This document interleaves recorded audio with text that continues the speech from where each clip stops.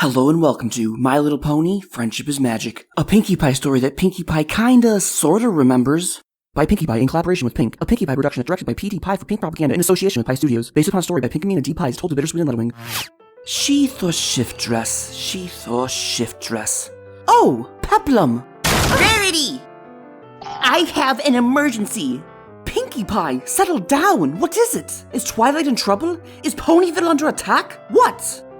For the second time in my life, I don't know what to give some pony for a present. Me, Equestria's third best gift giver. You're Equestria's 37th best gift giver, so I came to you for help.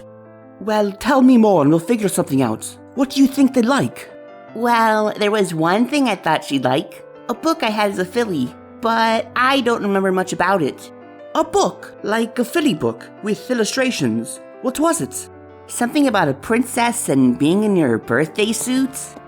Do you mean the princess's new dress? Oh, I love that story. I used to have a copy of that too when I was little. Do you think your parents still have it? No. A while back. Rarity's old room is the perfect place for me to see if I can get my cutie mark in thermodynamics. Aw, crackers. Here's an idea. How about you make the book? Then you can give it to her. It'll be extra special since you spent the time to make it instead of buying a copy. That's a great idea. Now, let's start with the cover. I think I have some cardstock around here. How about we call it Pinkie Pie Presents A Princess Gets New Clothes, but Not Really. 1. Do not mash the marker into the paper. You'll ruin the nib. Were you raised in a barn? No, a rock farm. We had a barn, though. 2. The original title will be just fine. It's a classic. What about A Princess Without a Stitch? No. Can we have some monsters? A robot? Time travel? No. I can see that we should make this a combined effort. I shall act as the editorial staff. Now, pass me that circle template. Ooh, pretty. Thank you. Now, what shall a princess and weaver look like? The princess in the story is self-obsessed and foolish. The weaver is a scraggly con artist. See how he uses eyebrows to denote devious cunning? These are good, but... But what? Here, let me fix that. What are you doing? It's our book. Let's be the stars. Super fun, right? You made me the jerk weaver. Why can't I be the princess? Because weaver pony is basically your job. What kind of tailor would I be? A terrible one. Exactly. But I'd make an excellent witless royal. Well, now that that's settled, let's get this started. I thought we were already 5 pages in. A long, long time ago in a city far away. No. Fairy tales start with once upon a time. They have to. It's the rule. And what's with all the hearts and candy? It's distracting to the illustration. I mean, where do you even put the text when there's so many stars? Maybe you're right. I'm glad you see things my way. Now, to better focus, I think we should create a story outline and a comprehensive style guide to follow. No more willy-nilly haphazard tangents. I have an idea. I normally would never say this, but please stop having ideas. Just for, maybe 15 minutes? Let's just try every art style. Oh, sweet Celestia, no. Who's ready for page after page of artistic montage? Do you mean decoupage? Sure, that too.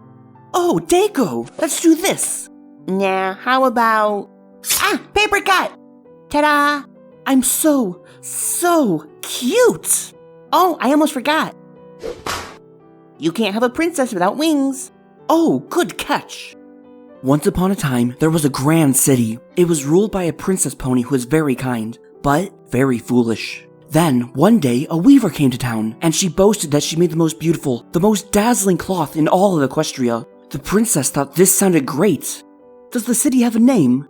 No. It should. Details are important. What about Saddle Sore? Never mind. But the princess was being deceived, for the weaver was a mean, horrible pony who was out to take the princess for all her bits, and make her look like a fool. I would never! I'd be putting my professional reputation on the line! It's just a story. You can be a jerk for the story. No. Oops. I think we can do this book without the slander to my career, thank you very much. There was once a beautiful, talented weaver that makes her clients shine like sunlight with her stunning creations. But the weaver was also very wise, and if she thought that the noble she was dressing was a bit of a fool, she cut the fabric to make them look a bit wide in the shoulders. And after the weaver made the dress, she was hired to make more dresses, and she lived happily ever after. Perfect! Or maybe it's not enough. We could add a prince. If I can't add robots, you can't add a prince. Let's go back to my story, shall we? My name is on the book. So is mine. What are you doing? It'll be great, trust me. And so, the princess hired the weaver to make fabric for a new gown. The weaver kept telling the princess that only the smartest and most awesome ponies could see the cloth she was making. Most awesome? Yeah! The princess didn't want any pony to know that she could not see the fabric, so she commented on how beautiful it was. It's beautiful. It's a good thing you don't know I'm swindling you. What? Nothing? Nope, no, I cannot get behind this. I look like a potato. And now you're a mashed potato. The weaver was not a bad pony. She was simply doing this to point out the foolishness of the sovereign. Otherwise, you should trust your local crafts ponies. I don't know. When I see something like this, I always think I've seen it somewhere before. Yes, and it might be a pain to paint the whole book that size. Want a break for lunch? The princess was mortified that she couldn't see the fabric, but pretended to ooh and ah through the entire dress fitting. Perfect, right? Nope, you're getting too weird. Even for you. I'm cutting you off. Hey, at least let me eat the cast. I miss breakfast.